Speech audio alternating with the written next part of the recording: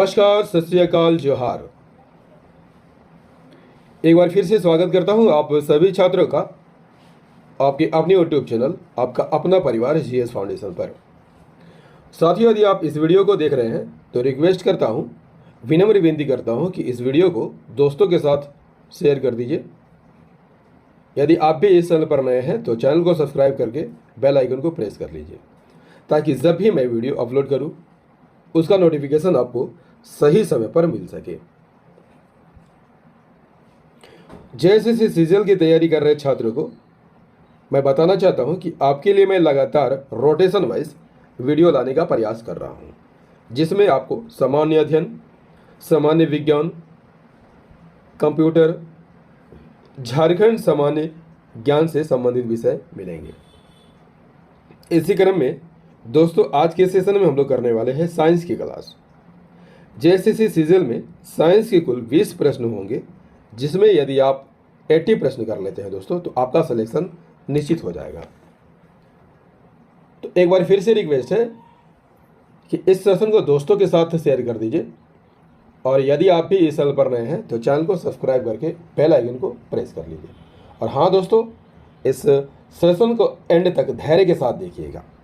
तो चलिए शुरुआत कर लेते हैं आज के सेशन की। क्वेश्चन नंबर 1, मानव शरीर में प्रचुर मात्रा में कौन सा तत्व विद्यमान रहता है? Answer is the option D, oxygen.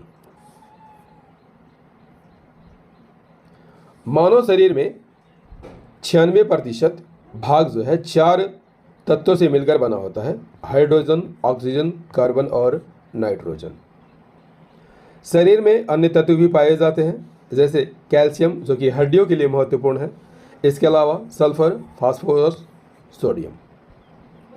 Oxygen की बात कर लिया जाए दोस्तों तो मानव शरीर में सबसे अधिक पाया जाने वाला तत्व है, जो कुल वजन का 65% होता है।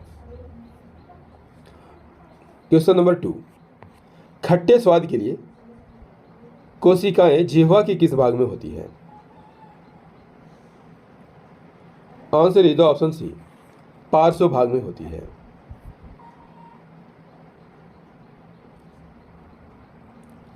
स्वाद कलिका में स्वादिग्राही कोशिकाएं होती है, जो किस रूप में कार्य करती है?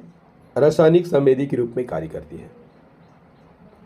जीभ का अगला भाग मीठे स्वाद के प्रति संवेदनशील होता है, जबकि पिछला भाग कड़वे स्वाद के प्रति संवेदनशील होता है। जबकि पार्श्व भाग खट्टे और नमकीन स्वाद के लिए संवेदनशील होता है। नेक्स्ट क्वेश्चन, क्वेश्चन नंबर 3, निम्नलिखित में से किसे जीवन का भौतिक आधार माना जाता है? Answer is the option D, जीव द्रव्य यानी प्रोटोप्लाज्म को जीवन का भौतिक आधार माना जाता है। जीव द्रव्य किसे कहा जाता है? कोशिका के झिल्ली के अंदर संपूर्ण पदार्थ को जीव द्रव्य कहा जाता है, और यह लगभग सभी कोशिकाओं में पाया जाता है। कैसा होता है? रवेदार, जेलीनुमा और अर्ध तरल होता है, पारदर्शी और चिपचिपा होता है। इसकी रचना किन किन पदार्थों से हुई है?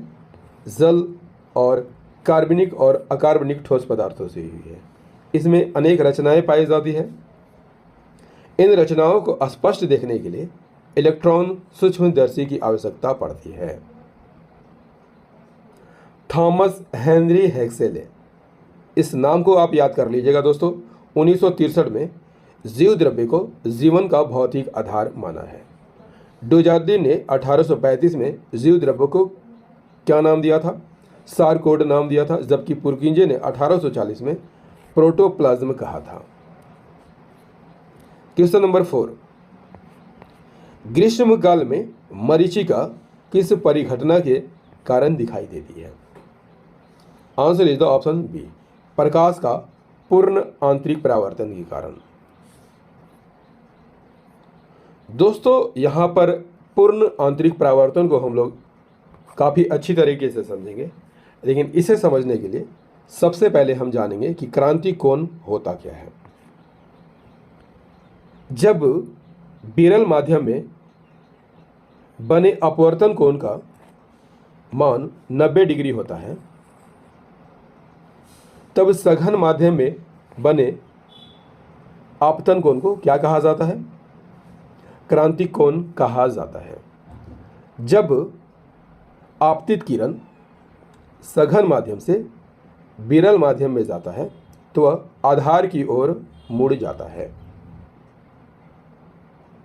जैसे जैसे हम आपतित किरण के कोण को बढ़ाते जाते हैं दोस्तों, अपवर्तित किरण भी आधार की ओर मुड़ते रहता है और एक समय ऐसा आता है कि अपवर्तित कोण का मान 90 डिग्री हो जाता है।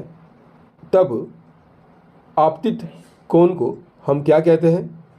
क्रांतिक कोण कहते हैं। जब अपवर्तन कोण का मान 90 डिग्री से ज़्यादा हो जाता है दोस्तों, तो आपतित किरण पूर्णतः जो है सघन माध्यम में ही लौट आती है। इसे हम क्या कहते हैं? पूर्ण आंतरिक परावर्तन कहते हैं। क्लियर? चलिए क्वेश्चन नंबर 5, कोशिका के वैज्ञानिक अध्ययन को क्या कहा जाता है? कोशिका के वैज्ञानिक अध्ययन को क्या कहा जाता है? Answer is the option C, cytology कहा जाता है।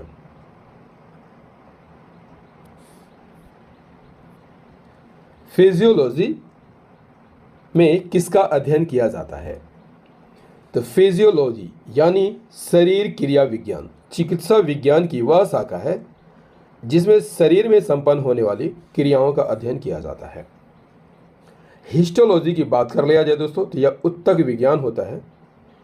ऊतक विज्ञान यानी हिस्टोलॉजी वह विज्ञान है जिसके अंतर्गत ऊतकों की संरचना, उनकी व्यवस्था और विन्यास का अध्ययन किया जाता है।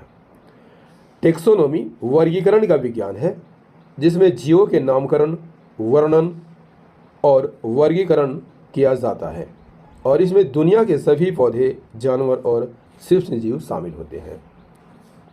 नेक्स्ट क्वेश्चन, क्वेश्चन नंबर 6, निम्नलिखित में से कौन सा तत्व सर्वाधिक विद्युत ऋणात्मक है? Answer is the option A, fluorine सबसे अधिक विद्युत ऋणात्मक तत्व है। आवर्त सारणी में फ्लोरीन जो है सबसे अधिक विद्युत ऋणात्मक तत्व है। विद्युत ऋणात्मक का घटता क्रम क्या है दोस्तों? फ्लोरीन, क्लोरीन, ब्रोमीन और आयोडीन। सभी आवर्त सारणी के किस ग्रुप के सदस्य हैं? 17 से संबंधित है और जिन्हें हैलोजन कहा जाता है।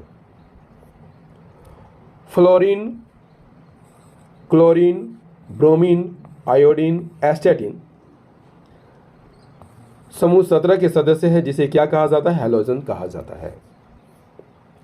क्वेश्चन नंबर 7, परमाणु संख्या 29 किससे संबंधित है? सही आंसर हो जाएगा option number B, D block से संबंधित है। कॉपर की परमाणु संख्या कितनी है दोस्तों? 29 है, यानी 29 जो है किसकी परमाणु संख्या है? कॉपर की परमाणु संख्या है और कॉपर जो है डी ब्लॉक का सदस्य है।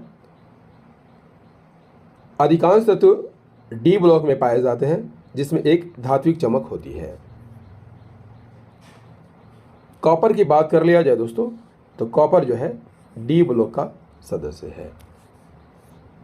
क्वेश्चन नंबर 8, कैथोड किरणों में होता है केवल द्रव्यमान, केवल आवेश, द्रव्यमान तथा आवेश दोनों, न तो द्रव्यमान और न ही आवेश। Answer is the option C, द्रव्यमान और आवेश दोनों होता है। कैथोड किरण किसे कहा जाता है दोस्तों? किसी निर्वात नालिका में, वैक्यूम ट्यूब में उत्पन्न इलेक्ट्रॉनों के पुंज को क्या कहा जाता है? कैथोड कहा जाता है। यानी मूल रूप से ये इलेक्ट्रॉन ही होते हैं। कैसे होते हैं? उच्च ऊर्जा वाले इलेक्ट्रॉनों के पुंज होते हैं। कैथोड किरणों को कैसे उत्पन्न किया जा सकता है? केवल गैस का प्रयोग करके ही इसे उत्पन्न किया जा सकता है। ये ऋणात्मक होती है और गैसों को आयनित कर देते हैं। वेधन क्षमता इसकी कम होती है लेकिन धातु की चादर को पार कर जाती है। इसकी खोज किसने की थी? 1870 में ब्रिटिश भौतिक वैज्ञानिक सर विलियम क्रूक ने इसकी खोज की थी। क्वेश्चन नंबर 9, सूर्य की किरणें किस प्रक्रिया द्वारा पृथ्वी पर पहुंचती है? Answer is the option A, विकिरण द्वारा पहुंचती है। दोस्तों, यहां पर चालन, संवहन और विकिरण को हम बारी बारी से देखेंगे। सबसे पहले बात कर लिया जाए चालन की। ऊष्मा संचरण की वह विधि जिसमें ऊष्मा पदार्थ के एक कण से दूसरे कण में होती हुई एक स्थान से दूसरे स्थान तक जाती है, जबकि कण जो है अपने स्थान नहीं बदलते हैं, क्या कहलाती है? चालन कहलाती है। सभी ठोसों में इसी विधि से संचरण होता है। समूहन की बात कर लिया जाए दोस्तों, समूहन की बात कर लिया जाए, ऊष्मा संचरण की वह विधि जिसमें पदार्थ के कण ऊष्मा स्रोत से ऊष्मा लेकर अन्य भागों में चले जाते हैं और उनके स्थान पर दूसरे कण ऊष्मा लेने आ जाते हैं, इसे क्या कहा जाता है? समूहन कहा जाता है। द्रव और गैसों में ऊष्मा का संचरण इसी विधि से होता है। विकिरण की बात कर लिया जाए दोस्तों, तो विकिरण विधि में गर्म स्रोत से ऊष्मा विद्युत चुंबकीय तरंगों के रूप में संचरित होती है और इसे संचरित होने के लिए माध्यम की आवश्यकता नहीं होती है। पृथ्वी से सूर्य तक जो ऊष्मा आती है किसके द्वारा आती है? विकिरण के द्वारा ही आती है। क्वेश्चन नंबर 10, किसी तत्व के रासायनिक गुण निम्नलिखित में से कौन तय करता है? सही आंसर हो जाएगा ऑप्शन बी, इलेक्ट्रॉनों की संख्या के द्वारा किसी तत्व के रासायनिक गुण तय होते हैं। किसी तत्व के रासायनिक गुण उस तत्व की परमाणु संख्या पर निर्भर करते हैं और आप सभी जानते होंगे दोस्तों कि इलेक्ट्रॉन और प्रोटॉन की संख्या बराबर होती है। रासायनिक गुण इलेक्ट्रॉनों की संख्या और उस तत्व के अणु की संयोजन क्षमता की विन्यास पर भी निर्भर करती है। Question number 11, vitamin B complex में कितने विटामिन होते हैं? सही आंसर हो जाएगा ऑप्शन ए, 8 विटामिन होते हैं। विटामिन बी कॉम्प्लेक्स में कुल कितने विटामिन होते हैं? 8 विटामिन होते हैं। सभी को हम बारी बारी से देखेंगे।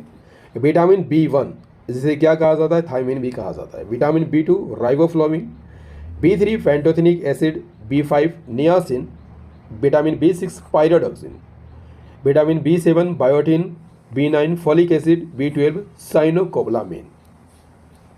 क्वेश्चन नंबर 12, गुर्दे की निस्यंदन इकाई कौन सी होती है? सही आंसर हो जाएगा ऑप्शन बी, नेफ्रॉन होती है। गुर्दा जिसे किडनी भी कहा जाता है दोस्तों, प्रत्येक किडनी में लगभग 10 लाख नेफ्रॉन होते हैं। याद कर लीजिएगा, नेफ्रॉन गुर्दे की यानी किडनी की कार्यात्मक इकाई होती है। इसमें ग्लोमेरुलस, याद कर लीजिएगा, ग्लूमेरुलस और एक नालिका होती है जो अपशिष्ट पदार्थों को बाहर निकालने के दौरान पानी और आवश्यक पदार्थों को पुनः अवशोषित करके छानने की प्रक्रिया करती है। क्वेश्चन नंबर 13, एस्टेपिज हड्डी मानव शरीर में कहाँ पाई जाती है? एस्टेपिज हड्डी मानव शरीर में कहाँ पर पाई जाती है? सही आंसर हो जाएगा ऑप्शन सी, कान में पाई जाती है। मानव शरीर की सबसे छोटी हड्डी की बात कर लिया जाए तो स्टेप्स होती है जो कि कान में पाई जाती है, जबकि मानव शरीर की सबसे बड़ी हड्डी फीमर होती है जो मनुष्य की जांघ में पाई जाती है। नेक्स्ट क्वेश्चन, क्वेश्चन नंबर 14, संचारित प्रणाली तंत्र की खोज किसने की थी? Answer is option B, William Harvey ने की थी। बल्ब का आविष्कार किसने किया था दोस्तों? थॉमस एडिसन ने किया था। रक्त परिसंचरण तंत्र की खोज विलियम हार्वे ने कब की थी? 1628 ईस्वी में की थी। रॉबर्ट हुक की बात कर लिया जाए तो कोशिका की खोज की थी, कब की थी? 1665 में, जबकि रॉबर्ट बॉयल ने बॉयल नियम दिया था और वे बॉयल नियम के लिए प्रसिद्ध हैं। क्वेश्चन नंबर 15, निम्नलिखित में से किस वैज्ञानिक ने सर्वप्रथम जीवित मुक्त कोशिका की खोज की थी? Answer is the option A, Robert Hooke ने। कोशिका की खोज रॉबर्ट हुक ने कब की थी? 1665 ईस्वी में की थी। जीवाणु की खोज किसने की थी? लीeuwenhoek ने की थी। जबकि पुर्गिंजे ने कोशिका के द्रव पदार्थ के लिए प्रोटोप्लाज्म गढ़ा था और रॉबर्ट ब्राउन ने केंद्रक की खोज की थी। Question number 16। दोस्तों सेशन कैसा लग रहा है एक बार कमेंट करके जरूर बताइएगा। सामान्यतः प्रयोग किया जाने वाला मसाला लौंग किससे प्राप्त होता है? Answer is the option D, पुष्पकली से प्राप्त होता है। लौंग का वनस्पतिक नाम क्या होता है दोस्तों? सीजियम एरोमेट होता है और यह औषधि के पुष्पकली भाग से प्राप्त होता है। Question number 17। क्रेस्कोग्राफ का आविष्कार किसने किया था? Answer is the option C, J C Bose यानी जगदीश चंद्र बोस ने किया था। क्रेस्कोग्राफ पौधों की वृद्धि मापने वाला एक यंत्र है। इसका विकास 1895 में जगदीश चंद्र बोस ने किया था। Question number 18। द्रव्यमान संख्या किसका योग है? केवल प्रोटॉन का, इलेक्ट्रॉन और प्रोटॉन का, इलेक्ट्रॉन और न्यूट्रॉन का, प्रोटॉन और न्यूट्रॉन का? Answer is option D, proton और न्यूट्रॉन के योग को द्रव्यमान संख्या कहा जाता है। किसी भी परमाणु के नाभिक में प्रोटॉन और न्यूट्रॉनों की संख्या के योग को क्या कहा जाता है? द्रव्यमान संख्या कहा जाता है। द्रव्यमान संख्या को ए से निरूपित किया जाता है और इसे परमाणु द्रव्यमान संख्या या न्यूक्लियॉन संख्या भी कहा जाता है। Question number 19। पेट्रोल की अस्फोट रोधी गुणवत्ता बढ़ाने के लिए निम्न में से किसका इस्तेमाल किया जाता है? सही आंसर हो जाएगा दोस्तों option B is the correct answer. Tetra ethyl lead या टेट्रा एथिल सीसा का प्रयोग किया जाता है। अब अस्फोटन क्या है दोस्तों? कुछ ईंधन ऐसे होते हैं जिनका वायु मिश्रण इंजन के सिलेंडर में ज्वलन समय से पहले ही हो जाता है। इससे क्या होता है? ऊष्मा पूर्णतः जो है कार्य में परिवर्तित नहीं होता है और वह धात्विक ध्वनि उत्पन्न करने में ही नष्ट हो जाता है। इसे ही ध्वनि अपस्फोटन कहा जाता है। किस पर निर्भर करता है? ऑक्टेन संख्या पर निर्भर करता है। जिसकी ऑक्टेन संख्या ज़्यादा होती है उसका अपस्फोटन जो है कम होती है और जिसकी ऑक्टेन संख्या कम होती है उसका अपस्फोटन ज़्यादा होती है। Next question, question number 20। पहली बार परमाणु बम कहाँ फेंका गया था? सही आंसर हो जाएगा ऑप्शन बी, हिरोशिमा पर फेंका गया था। जबकि दूसरा बम नागासाकी पर फेंका गया था। द्वितीय विश्व युद्ध के दौरान 6 अगस्त 1945 को, इस डेट को आप याद कर लीजिएगा, संयुक्त राज्य अमेरिका द्वारा हिरोशिमा जो कि जापान का एक नगर है बम गिराया गया था। जापान के एक दूसरे शहर पर भी बम गिराया गया था, उसका नाम क्या है? नागासाकी। ये कब गिराया गया था? 9 अगस्त 1945 को गिराया गया था। हिरोशिमा की बात कर लिया जाए दोस्तों तो जापान में किस द्वीप पर स्थित है? होन्शु द्वीप पर स्थित है। जबकि नागासाकी किस द्वीप पर स्थित है दोस्तों? क्यूशु द्वीप पर स्थित है। याद कर लीजिएगा, जापान के कुल 4 बड़े द्वीप हैं। कौन कौन? होक्काइडो, होन्शु, क्यूशु और Shikoku.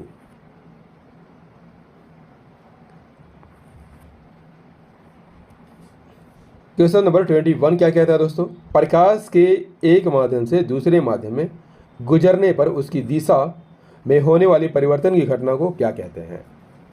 Answer is the option A, अपवर्तन कहा जाता है। जब प्रकाश एक माध्यम से दूसरे माध्यम में पहुंचता है दोस्तों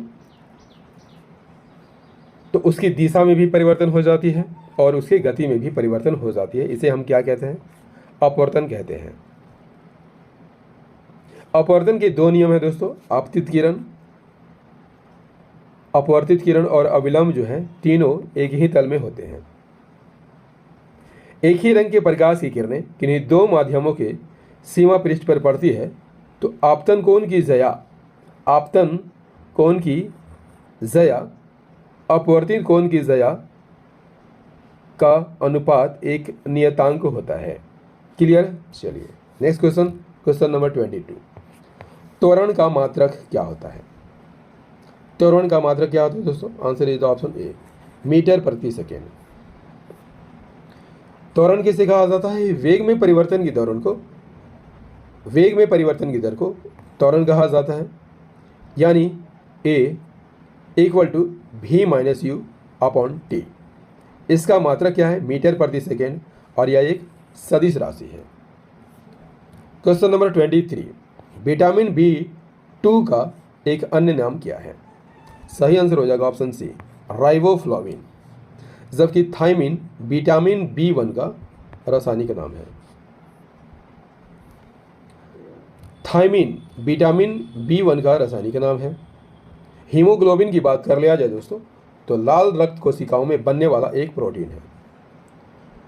इसका कार्य क्या है? शरीर के भीतर ऑक्सीजन युक्त रक्त ले जाने का काम करता है। ग्लूकोज की बात कर लिया जाए तो सबसे सरल कार्बोहाइड्रेट है और यह जल में घुलनशील होता है। रासायनिक सूत्र क्या है? C6H12O6 और स्वाद में मीठा होता है। Question number 24। निम्नलिखित में से मानव शरीर का वह कौन सा अंग है जो उसमें जल के संतुलन के लिए उत्तरदायी होता है? आंसर इज ऑप्शन सी, गुर्दा होता है। गुर्दा या वृक्क मनुष्य में ऐसे अंग है जो जल के संतुलन को बनाए रखते हैं और उपापचयी अपशिष्टों को निष्कासित करते हैं। इस सेशन का अंतिम प्रश्न है दोस्तों, प्रकाश संश्लेषण प्रक्रिया में परिवर्तन निहित है। प्रकाश संश्लेषण की प्रक्रिया में क्या होता है? रासायनिक ऊर्जा का विकिरण ऊर्जा में परिवर्तन होता है। रासायनिक ऊर्जा का यांत्रिक ऊर्जा में, सौर ऊर्जा का रासायनिक ऊर्जा में, या यांत्रिक ऊर्जा का परिवर्तन सौर ऊर्जा में होता है। Option number C is the correct answer. सौर ऊर्जा का रूपांतरण रासायनिक ऊर्जा में होता है। Option number C is the correct answer. दोस्तों साइंस यानी विज्ञान का सेशन कैसा लगा कमेंट करके ज़रूर बताइएगा। यदि सेशन पसंद आया हो दोस्तों तो इसे लाइक कर दीजिएगा, दोस्तों के साथ शेयर कर दीजिएगा, और यदि आप भी इस चैनल पर नए हैं तो चैनल को सब्सक्राइब कर लीजिएगा, बेल आइकन को प्रेस कर लीजिएगा। मिलते हैं अगले सेशन में झारखंड सामान्य ज्ञान के साथ। तब तक के लिए जय हिंद, धन्यवाद।